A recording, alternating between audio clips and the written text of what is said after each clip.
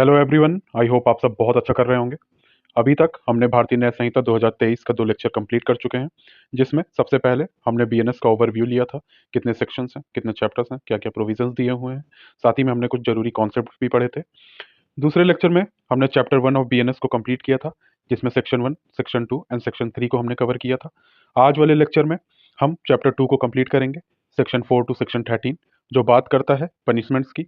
BNS में कौन कौन से पनिशमेंट्स दिए हुए हैं, मतलब कोई भी ऑफेंडर अगर कोई ऑफेंस करता है तो उसको कौन कौन सी पनिशमेंट मिलनी है, आज उसके बारे में हम जानेंगे।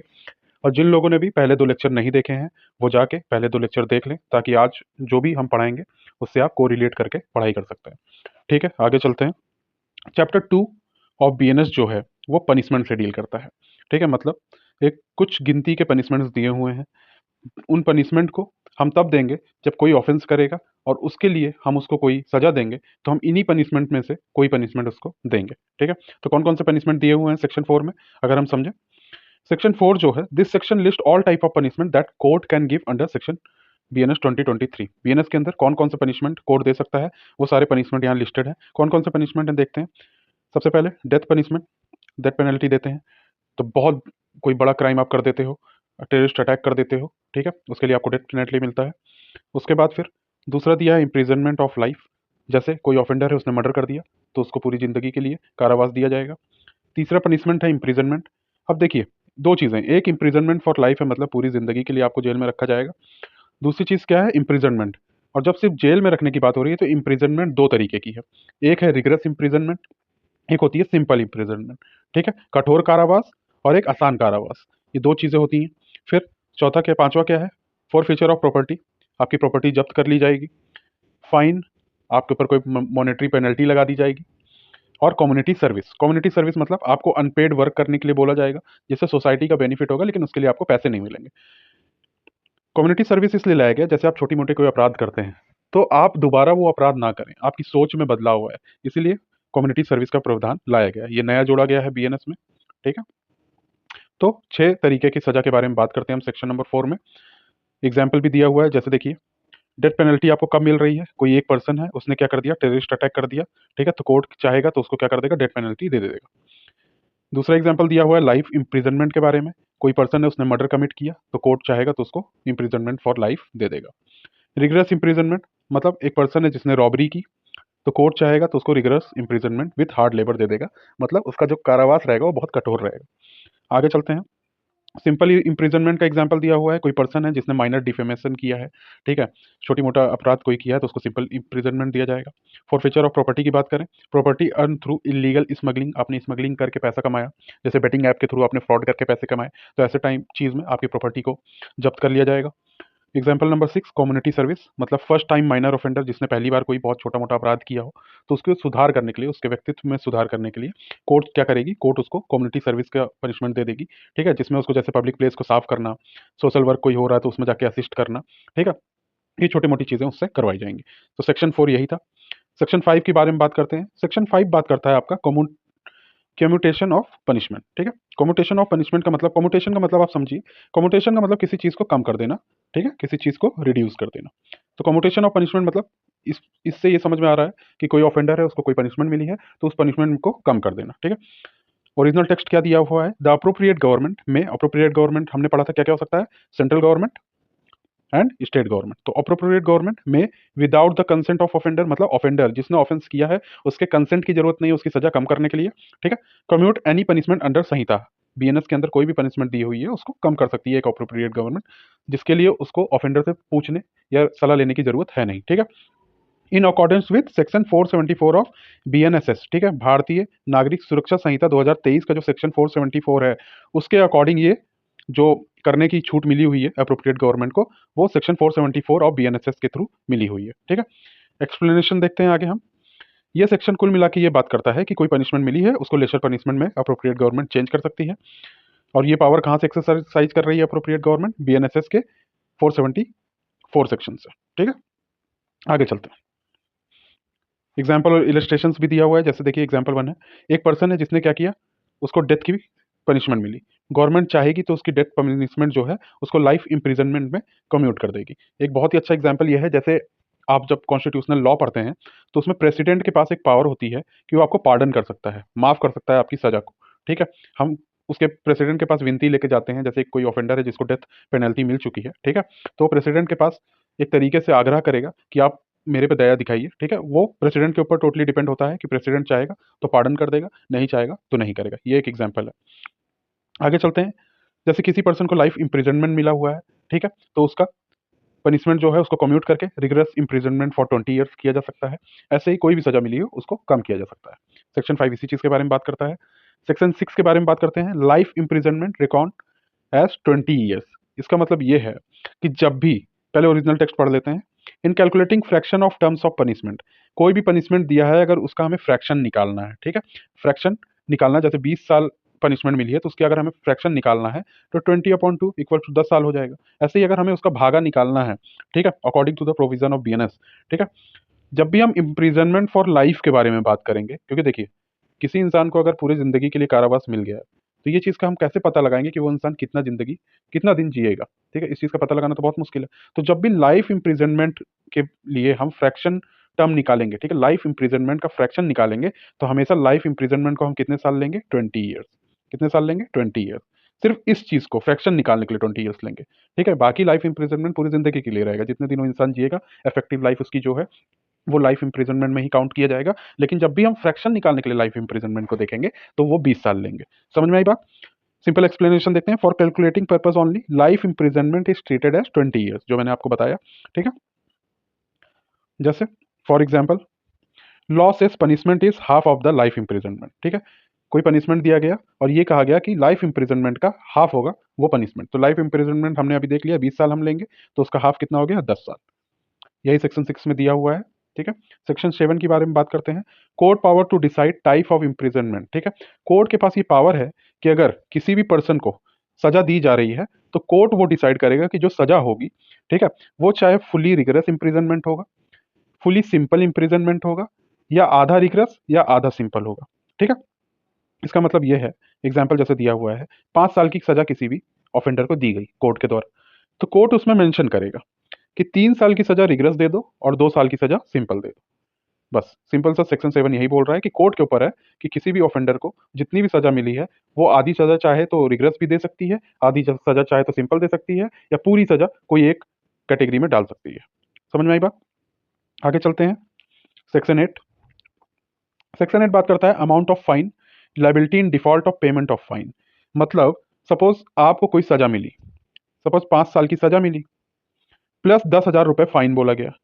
ठीक है, तो 5 साल की सजा और 10,000 रुपये फाइन आपको देने के लिए बोला गया, जिसमें आपने फाइन नहीं दिया।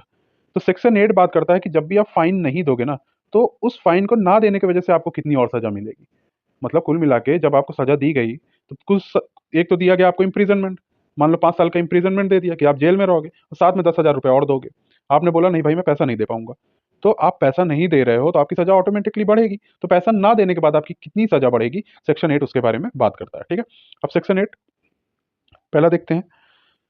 Where no sum is express to which a fine may extend. मतलब किसी भी सजा में सिर्फ ये बोला गया कि फाइन देना है आपको, लेकिन ये नहीं बोला गया कि कितना फाइन देना है।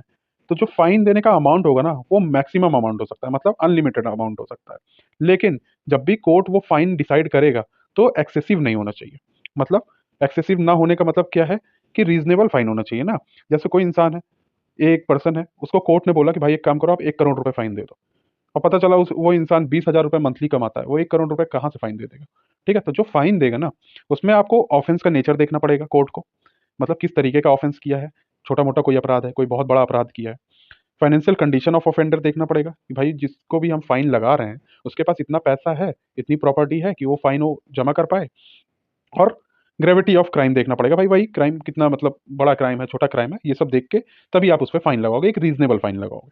ठीक है, एग्जाम्पल जैसे यहाँ पे दिया हुआ है, ए लॉ सेज, ठीक है, पनिशेबल विथ फाइन। कोई लॉ है जिसने बोला कि भाई फाइन के द्वारा आप पनिशेबल हो। ठीक है, कोई लिमिट इसमें मेंशन नहीं की गई है, तो कोर्ट चाहे तो 5,000 रुपए का फाइन लगा दे, चाहे 5 लाख रुपए का फाइन लगा दे, लेकिन कोर्ट ये नहीं कर सकता ना कि सीधे 10 करोड़ रुपए का फाइन लगा देगा किसी स्मॉल ऑफेंस के लिए।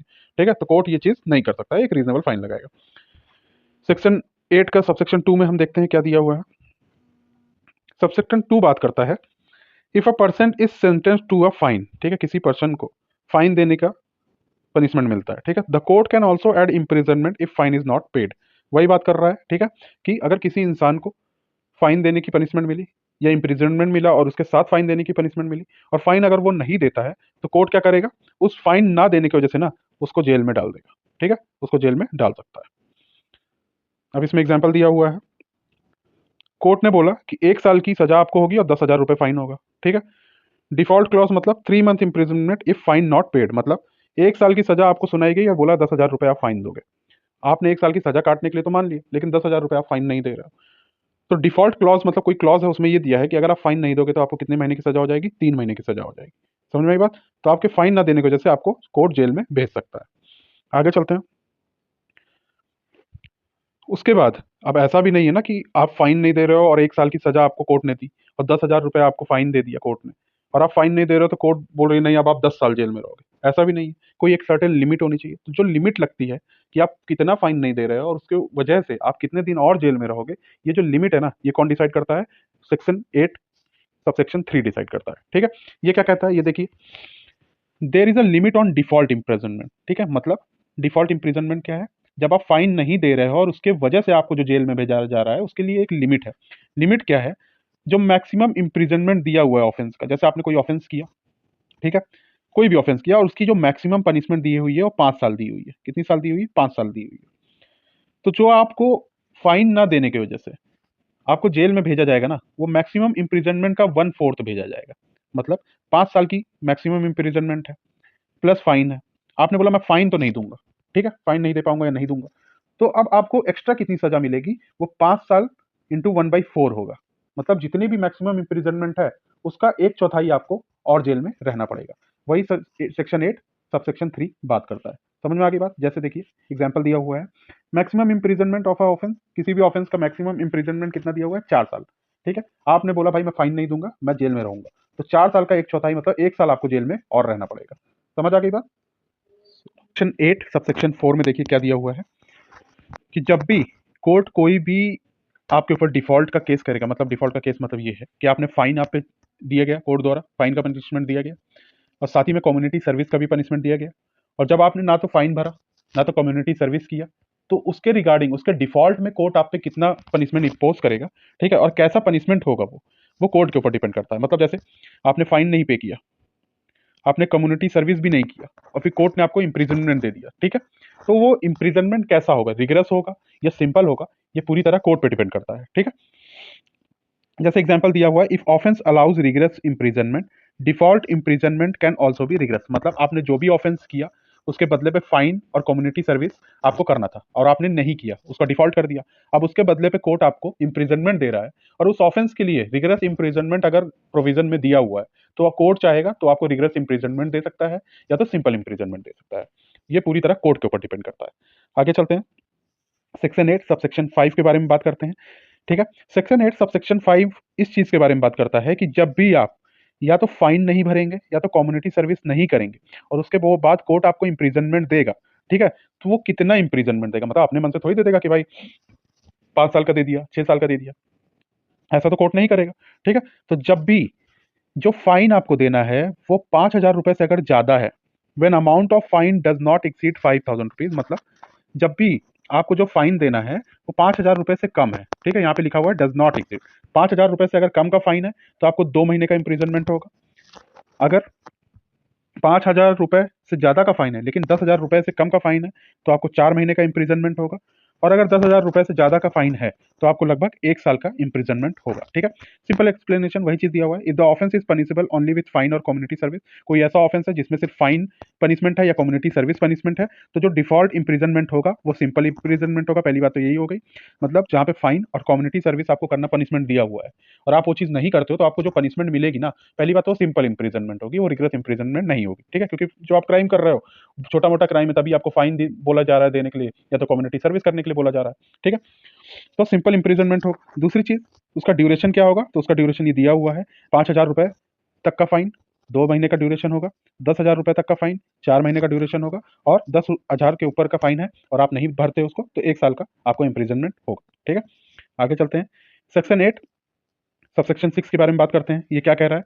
ये क्या कहता है कि देखो सीधी सी बात ये है कि जब भी आप, ठीक है, जब भी कोई फाइन की वजह से आपको इम्प्रिजनमेंट हुआ है, ठीक है, और वो इम्प्रिजनमेंट के बाद आप आगे चल के फाइन भर देते हो, ठीक है, मतलब this section protect the offender. सबसे पहली बात तो ये आपके प्रोटेक्शन के लिए बना हुआ है, आपको बचाता है। कैसे बचाता है?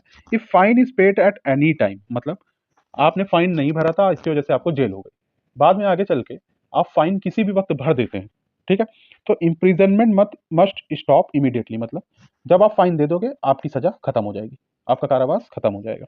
Even partial payment can reduce the imprisonment proportionally, ठीक है, मतलब आप अगर पूरा फाइन नहीं भी भरते हो, उसका आधा फाइन भी भरते हो, तो जितना आप फाइन भरोगे उसके प्रोपोर्शन में जितनी सजा होगी वो आपकी क्या कर दी जाएगी, माफ कर दी जाएगी, कम हो जाएगी, ठीक है। इलस्ट्रेशन दिया हुआ है, 1,000 का फाइन था और 1,000 के फाइन के लिए आपको कितना, 4 महीने की सजा हो गई। आपने क्या किया, 750 रुपये पे कर दिया, मतलब पूरा 1,000 रुपये तो पे नहीं कर पाए, लेकिन उसके बदले आपने क्या किया, 750 रुपये पे कर दिया।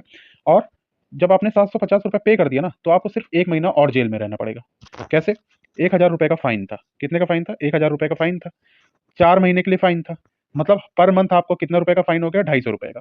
आपने 750 रुपये पे कर दिया, तो मतलब 3 महीने का आपने फाइन पे कर दिया, बचा कितना, 1 महीना, तो आपको 1 महीना अभी जेल में आपको रहना पड़ेगा। इसका मतलब ये है कि आप फाइन का जो पैसा है जब तक पूरा नहीं भरोगे ना, आपकी पूरी तरह सजा माफ नहीं होगी। आप आधा जितना फाइन भरोगे उतनी सजा आपकी माफ हो जाएगी। आगे चलते हैं, सेक्शन 8 सबसेक्शन 7 क्या कह रहा है वो देखते हैं, ठीक है। This section deals with recovery of fine, मतलब ये जो सबसेक्शन है ना, ये डील करता है कि आपकी जो फाइन आप पे इम्पोज की गई है वो कितने सालों तक रिकवर कर सकती है कोर्ट, ठीक है, कितने सालों तक, एक लिमिट होगा ना। ऐसे थोड़ी आप पे फाइन इम्पोज कर दिया, पूरी जिंदगी आप फाइन आपसे रिकवर किया जा रहा है, पूरी जिंदगी का टाइम लिमिट तो कोई नहीं देगा, कुछ एक सर्टेन टाइम फ्रेम होगा। तो वो टाइम फ्रेम के बारे में बात करता है। फाइन जो है with in 6 year of sentence, मतलब जब से आपको सजा मिली है तब से लेकर 6 साल के अंदर आपसे फाइन रिकवर किया जाएगा। लेकिन मान लो कि आपको जो इम्प्रिजनमेंट हुआ है फाइन के साथ वो 6 साल से ज्यादा का है, तब फिर तो जितने साल का इम्प्रिजनमेंट हुआ है, इम्प्रिजनमेंट का जो डेट है, जब तक इम्प्रिजनमेंट खत्म नहीं हो जाएगा तब तक आपसे फाइन लिया जा सकता है। और इवन आफ्टर आपकी मौत भी हो जाती है, आपकी डेथ भी हो जाती है, मतलब एक मौत आपको फाइन से बरी नहीं करेगा। यही तो खूबसूरती है लॉ की, कि आपकी डेथ भी हो गई ना, फिर भी आपने जो ऑफेंस किया है और जिसके लिए आप जिस भी पनिशमेंट से लायबल थे, आप उस पनिशमेंट को पूरा करोगे, ठीक है। तो आपकी डेथ भी हो गई, उसके बाद भी आपका जो फाइन है वो आपकी प्रॉपर्टी से रिकवर किया जाएगा। ये समझने वाली बात थी। आगे चलते हैं, एग्जाम्पल इलस्ट्रेशन दिया हुआ है, एक पर्सन है जो फाइन दिए बिना मर जाता है, उसकी डेथ हो जाती है, तो गवर्नमेंट उसका फाइन कैसे रिकवर करेगी, उसका घर बेच के, उसकी बैंक बैलेंस, बैंक में पैसे होंगे तो, या कोई और लीगल प्रॉपर्टी उसके पास होगी तो इसके थ्रू कोर्ट पैसा रिकवर कर लेगी, ठीक है। आगे चलो, सेक्शन 9 के बारे में बात करते हैं। सेक्शन 9 किस चीज के बारे में बात करता है, limit of punishment of offence made up of several offence, मतलब आपने कोई ऑफेंस किया, ठीक है, और काफी सारे ऑफेंस किए, मतलब एक पार्ट में किया उसको, चाहे 10 पार्ट में उस ऑफेंस को किया, आपको पनिशमेंट जो है ना उस पर एक लिमिट लगाई गई है, ठीक है, तो उसी लिमिट के बारे में सेक्शन 9 बात करता है। देखिए, ये जो सेक्शन 9 है ये आपको बचाता है कि आपको डबल पनिशमेंट एक एक्ट के लिए ना मिले। मतलब आपने किसी को एक झापड़ मारा, आपने किसी को 10 झापड़ मारा, मारा तो आपने झापड़ ही है ना, तो आपको सजा 10 झापड़ की नहीं मिलेगी, पता चला हर झापड़ के लिए अलग सजा, आपको वो 10 झापड़ की सजा एक झापड़ की तरह दी जाएगी, क्योंकि काम तो आपने एक ही किया है, भले 10 बार किया हो, ठीक है, इसलिए आपको डबल पनिशमेंट नहीं मिलेगी। दूसरी चीज, if single offence is made up of many parts, वही जो मैंने आपको बताया, and each part is also an offence, मतलब आप किसी को एक झापड़ मार रहे हो वो भी अपराध है, आप किसी को 10 झापड़ मार रहे हो तो हर झापड़ मार रहे हो वो भी, हर झापड़ अपने में एक अपराध है। तो इसके मतलब ये नहीं है कि आपको हर झापड़ की सजा मिलेगी, आपको आपने झापड़ मारा है आपको सजा कलेक्टिवली मिलेगी, ठीक है। दूसरा क्या बात करता है, if one act fix into two और मोर ऑफेंस डेफिनेशन, मतलब आपने कोई ऑफेंस किया, आपने कोई अपराध किया, और उस अपराध की जो प्रोविजन है उसके पनिशमेंट की, वो 2-3 जगह डिफाइंड है, मतलब बीएनएस के अंदर भी आपको उसकी सजा मिलनी है, पॉक्सो एक्ट है उसके अंदर भी आपको सजा मिलनी है, डाउरी एक्ट है उसके अंदर भी आपको सजा मिलनी है। ये थोड़ी है कि तीनों जगह आपको अलग अलग सजा मिलेगी, ऐसा नहीं, आपको सिर्फ एक पनिशमेंट मिलेगा। आगे चलते हैं, if several act together form a bigger offence, मतलब काफी सारे एक्ट मिलके एक बड़ा ऑफेंस बना रहा है, ठीक है, मतलब आपने चोरी भी किया, किसी को चीट भी किया, ठीक है, तो ये दो ऑफेंस मिलकर कोई बहुत बड़ा ऑफेंस बना रहा है, तो आपको पनिशमेंट मिलेगा उस ऑफेंस का जिसमें क्या है, punishment can not be harsher than the maximum punishment for any one offence, मतलब आपने दो ऑफेंस किया और दोनों ऑफेंस मिलकर एक बड़ा ऑफेंस बना रहा है, ठीक है, तो दोनों में से जिस भी ऑफेंस का पनिशमेंट ज्यादा होगा आपको वही पनिशमेंट दिया जाएगा। पता चला दोनों को मिला के बहुत ज्यादा मतलब आपको पनिशमेंट बन रहा है, तो वो आपको नहीं मिलेगा। आपने जो दो अपराध किए हैं जो मिलकर एक बड़ा ऑफेंस बना रहा है, उन दोनों में से जिसका भी पनिशमेंट ज्यादा होगा आपको वही पनिशमेंट मिलेगा। आगे चलते हैं, एग्जाम्पल दिया हुआ है, वही मैंने आपको जो बताया, A hits Z 50 times with a stick, मतलब 50 बार एक डंडे से जेड को ए ने मारा। तो ईच हिट कॉज हर्ट, मतलब भाई जितने बार मारोगे उतना सामने वाले बंदा हर्ट होगा। तो technically each blow is an offence, मतलब हर बार तुम मार रहे हो, हर बार तुम ऑफेंस कर रहे हो। लेकिन but all blows together form one act of beating, मतलब सारे जितने बार भी तुम उसको मारो आखिरकार तुम उसको मार ही रहे हो, उसको हर्ट ही कर रहे हो, ठीक है। तो तुम्हें सजा उसी चीज की मिलेगी। आगे चलते हैं, सेक्शन 10 के बारे में बात करते हैं। सेक्शन 10 बात करता है punishment where it is doubtful which offence is committed, मतलब कोई एक पर्सन है जिसने कोई एक्ट किया और वो गिल्टी है उस एक्ट का, मतलब वो ऑफेंडर तो है, उस गिल्टी है, लेकिन कोर्ट को ये नहीं समझ में आ रहा है कि उसने ऑफेंस कौन सा कमिट किया है, ठीक है। तो उसके लिए आपको कोर्ट कैसे सजा देगी? अपने मन से थोड़ी दे देगी कि भाई मैंने सोच लिया, फिर वो तो आपके साथ एक तरीके से नाइंसाफी हुई।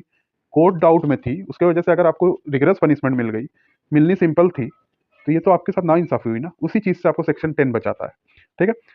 देखो, अ person is clearly guilty, but एक पर्सन है जो गिल्टी तो है कि उसने हाँ भाई ऑफेंस तो किया है, but court is not sure which exact offence was committed, मतलब कोर्ट श्योर नहीं है कि कौन सा ऑफेंस हुआ है। तब then the court will give punishment for the offence having the least punishment. जो भी आपने ऑफेंस किया होगा और कोर्ट को पता चला, लग रहा है कि हाँ भाई 2-3 ऑफेंस किया है, तो उन 2-3 में से जिसकी पनिशमेंट सबसे कम होगी, जब कोर्ट डाउटफुल होगा और जिसकी पनिशमेंट सबसे कम होगी, आपको वही पनिशमेंट मिलेगी। जैसे एग्जाम्पल है, अ पर्सन में बी गिल्टी ऑफ थेफ्ट, एक पर्सन है जो चोरी का गिल्टी है कि हाँ भाई उसने चोरी की है, और साथ ही साथ क्रिमिनल ब्रीच ऑफ ट्रस्ट का भी वो गिल्टी है। यहाँ पे थेफ्ट में उसको कम पनिशमेंट मिल रहा है, क्रिमिनल ब्रीच ऑफ ट्रस्ट में उसको ज्यादा पनिशमेंट मिल रहा है। तो कोर्ट क्या करेगी ना, और कोर्ट श्योर नहीं कि भाई इन दोनों में से उसने क्या किया है, तो कोर्ट क्या करेगी, जिसमें भी पनिशमेंट कम दिया है ना, वही पनिशमेंट अक्यूज को दे देगी। सिंपल सी बात है। और ये किस रूल के तहत है? This rule protect the accuse from excessive punishment, मतलब आपको ज्यादा पनिशमेंट ना मिल जाए जब कोर्ट डाउट में, वो कोर्ट की गलती है या कोर्ट डाउट में है, तो उसकी वजह से आपके साथ नाइंसाफी नहीं होनी चाहिए। आगे चलते हैं, सेक्शन 11 बात करता है सोलिटरी कन्फाइनमेंट का। देखो, सोलिटरी कन्फाइनमेंट जो है, आपने काफी सारी मूवीज देखी होगी जिसमें कोई बहुत भयंकर कैदी होता है, जो ऑफेंडर होता है, जिसने बहुत बड़े बड़े अपराध किए होते हैं, तो उसको एक बंद कारावास में डाल दिया जाता है जहाँ लाइट नहीं आ रही है, जहाँ कोई उसके पास बात करने के लिए नहीं है, मतलब उसको एकदम अंधेरे कमरे में डाल दिया जाता है जिसमें सिर्फ वो इंसान खुद से बात कर सकता है।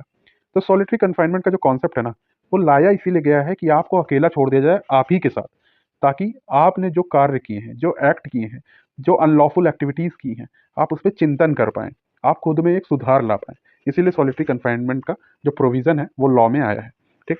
सेक्शन 11 देखते हैं क्या बात करता है। सेक्शन 11 ये बोलता है solitary confinement can be given only with rigorous imprisonment, मतलब जब भी कोर्ट के द्वारा आपने कोई ऑफेंस किया है और कोर्ट ने उस ऑफेंस के चलते आपको रिगरस इम्प्रिजनमेंट की सजा सुनाई है, तभी आपको सॉलिटरी कन्फाइनमेंट की सजा भी होगी। मतलब सिंपल इम्प्रिजनमेंट में सॉलिटरी कन्फाइनमेंट की सजा आपको नहीं होनी है, ठीक है। It is not compulsory but optional for the court, ठीक है। That total solitary confinement cannot exceed 3 month. इसका कहने का मतलब यह है कि आपको रिगरस इम्प्रिजनमेंट कितने भी साल की हुई हो, लेकिन आपको जो सोलिटरी कन्फाइनमेंट दिया जाएगा, बंद कारावास, एकांत कारावास की सजा दी जाएगी, वो 3 महीने से ज्यादा किसी भी कंडीशन में एक्सीड नहीं करेगी। 3 महीने से ज्यादा आपको नहीं दी जाएगी। अब आप सोच के देखिए ना, किसी इंसान को इतना ज्यादा अगर बंद कारावास में आप रखोगे, वो तो पागल हो जाएगा ना कुल मिला के। तो आप कितने भी बड़े अपराधी हो, फिर भी मानवता और नेचुरल जस्टिस के तौर पे आपको देखा जाता है, ठीक। अब देखिए एग्जाम्पल दिया हुआ है, एक पर्सन है जिसको 2 साल की सजा हुई है, रिगरस इम्प्रिजनमेंट। सबसे पहला कंडीशन यही है सोलिटरी कन्फाइनमेंट का, कि आपको रिगरस इम्प्रिजनमेंट होनी चाहिए। दूसरी चीज है, कोर्ट उसको सोलिटरी कन्फाइनमेंट भी बोलेगा करने के लिए, ठीक है, बंद कारावास, एकांत कारावास की सजा सुनाएगा कोर्ट, लेकिन कुछ भी करके 3 महीने से ज्यादा का सोलिटरी कन्फाइनमेंट उसको नहीं मिलेगा। आगे चलते हैं, अभी हमने जाना कि कितने महीने का उसको सोलिटरी कन्फाइनमेंट मिलेगा। सेक्शन 12 बात करता है सोलिटरी कन्फाइनमेंट पे लिमिट लगाता है सेक्शन 12, ठीक है। क्या लिमिट होता है वो देखते हैं, कि जब भी आपको सोलिटरी कन्फाइनमेंट दिया जाएगा, तो एक बार में 14 दिन से ज्यादा का सोलिटरी कन्फाइनमेंट नहीं देंगे। मतलब एक बार में आपको बंद कारावास में, एकांत कारावास में 2 महीने, 2 हफ्ते से ज्यादा का सजा एक बार में आपको नहीं मिलेगी। और उसके बाद फिर जब भी आपको दोबारा सोलिटरी कन्फाइनमेंट में रखा जाएगा, तो जितने दिन के लिए आपको सोलिटरी कन्फाइनमेंट में रखा गया था, कम से कम उतने दिन का गैप होना चाहिए एक सोलिटरी कन्फाइनमेंट में और दूसरे सोलिटरी कन्फाइनमेंट में। समझ आ गई बात? और if jail term is more than 3 month, मतलब 3 महीने से ज्यादा आपको जेल में रहने की सजा मिली है, तो सिर्फ 7 दिन का सोलिटरी कन्फाइनमेंट आप एक महीने में काटोगे। समझ आ गई बात? 3 चीजें इसमें दी हुई हैं। एक बार में जब आप सोलिटरी कन्फाइनमेंट में जाओगे, तो 14 दिन के लिए जाओगे, उससे ज्यादा के लिए नहीं जा सकते। दोबारा जब सॉलिटरी कन्फाइनमेंट में जाओगे तो जितने दिन के लिए गए थे उतने दिन का गैप होना चाहिए दोनों सॉलिटरी कन्फाइनमेंट के बीच में। और अगर आपको रिग्रेस इंप्रिजनमेंट की जो सजा मिली है वो 3 महीने से ज्यादा की मिली है, ठीक है, और सॉलिटरी कन्फाइनमेंट 3 महीने से ज्यादा का मिला है, तो आप 7 दिन से ज्यादा 1 महीने में सॉलिटरी कन्फाइनमेंट में आप नहीं जा सकते। समझ आ गई बात? एग्जाम्पल देखो दिया हुआ है, a prisoner is sentence 1 year imprisonment. कोई प्रिजनर है, उसको 1 साल की सजा दी गई है। सॉलिटरी कन्फाइनमेंट जो उसको मिलेगा ना, कम से कम 7 दिन पर मंथ मिलेगा, जो हमने पढ़ा था 3 महीने से ज्यादा की सजा में आप 1 महीने में सिर्फ 7 दिन सॉलिटरी कन्फाइनमेंट में रहेंगे, not continuously, with proper gap, मतलब प्रॉपर गैप के साथ आप सॉलिटरी कन्फाइनमेंट में रहेंगे। देखिए अब सेक्शन 13 क्या बात करता है, inherent punishment for repeat offender. Section 13 बात करता है रिपीट ऑफेंडर के बारे में। रिपीट ऑफेंडर कौन होता है? जिसने एक बार चोरी की, उसको सजा मिल गई, उसने फिर चोरी की, मतलब उसने फिर से वही ऑफेंस रिपीट किया। ऐसे कोई ऑफेंडर होते हैं जिनको बड़ी सी बड़ी सजा मिलने के बाद भी वो फिर से वो ऑफेंस करते हैं, तो उसके लिए आपको क्या होगा, आपको बढ़ा के पनिशमेंट दिया जाएगा। फिर प्रोविजन पढ़ते हैं, whoever having been convicted by court in India, India के किसी कोर्ट ने किसी पर्सन को कन्विक्ट किया, of an offence punishable under chapter 10 and chapter 17 of Samhita with imprisonment of either description. मतलब चैप्टर 10 के अंदर of BNS, chapter 17 of BNS, उसके अंदर किसी भी पर्सन को कन्विक्ट किया है किसी कोर्ट ने, ठीक है, और उसके बाद वो पर्सन फिर से वही ऑफेंस करता है, ठीक है, फिर से वही ऑफेंस करता है, तो उस पर्सन को if already convicted on a serious offence, मतलब सेक्शन चैप्टर 10 और चैप्टर 17 के अंदर के ऑफेंस में वो कन्विक्ट हो चुका है और आगे चल के वो फिर से वही ऑफेंस करता है, तो अब उसको बढ़ा के सजा मिलेगी, और जो बढ़ा के सजा मिलेगी, ठीक है, वो क्या क्या मिल सकती है, लाइफ इंप्रिजनमेंट मिल सकती है या 10 साल से ज्यादा की सजा मिल सकती है। समझ आ गई बात? मतलब जो एक हैबिचुअल ऑफेंडर होता है, एक रिपीट ऑफेंडर होता है, जिसके अंदर ये डर नहीं होता है कि मैं बार बार वही अपराध करूंगा, तो उसके अंदर ये डर लाने के लिए कि आप अगर दोबारा वो अपराध करोगे, ठीक है, तो आपको बढ़ा के सजा मिलेगी। और बढ़ा के सजा कितनी मिलेगी, लाइफ इंप्रिजनमेंट मिल सकती है या 10 साल की सजा हो सकती है। एग्जाम्पल भी दिया हुआ है, ए पर्सन है convicted for robbery and sentence to 4 year of imprisonment. एक पर्सन है जिसने रॉबरी की और उसको 4 साल के लिए जेल में डाल दिया गया, बाद में वो फिर से आगे जाके रॉबरी करता है, फिर से उसने वही ऑफेंस कमिट किया, तो कोर्ट क्या करेगा इस बार ना, उसको लाइफ इंप्रिजनमेंट दे देगा कि लो भैया तुम दिन भर जिंदगी भर जेल में सड़ो, दोबारा तुम ये ऑफेंस नहीं कर पाओगे, या तो 10 साल की सजा दे देगा। तो जब कोर्ट ऐसी सजा उसको देगा तो दोबारा उसकी हिम्मत ही नहीं होगी ऐसा कोई काम करने की। ठीक, तो ये पूरा पनिशमेंट के लिए सेक्शन दिए हुए थे, हमने पूरे सेक्शन कंप्लीट किए। चैप्टर 2 यहाँ पे हमारा खत्म होता है, पनिशमेंट, जो कि बहुत इंपॉर्टेंट चैप्टर था बीएनएस का। अब नेक्स्ट लेक्चर में हम कंप्लीट करेंगे चैप्टर 3, और चैप्टर 3 बात करता है किसका, जनरल एक्सेप्शंस का। किसके बारे में बात करता है, जनरल एक्सेप्शंस का। सेक्शन 14 से सेक्शन 44 जनरल एक्सेप्शंस के बारे में बात करता है। नेक्स्ट लेक्चर में we will cover general exceptions. तब तक के लिए आपने जितने भी लेक्चर अभी तक देखे हैं उसको अच्छे से पढ़ लीजिए, रिवाइज कर लीजिए, क्योंकि अगला जो लेक्चर होगा उस लेक्चर के बाद कम से कम जितना भी हमने अभी तक पढ़ाई की है उसके लिए मैं एमसीक्यू आपको करवाऊंगा। तो मैं यही आप लोगों से उम्मीद करूंगा कि आप पढ़ाई कीजिए, ताकि जो भी एमसीक्यू क्वेश्चंस हो उसको आप अच्छे से सॉल्व कर पाएं। आज के लिए इतना ही। जय हिंद, जय भारत।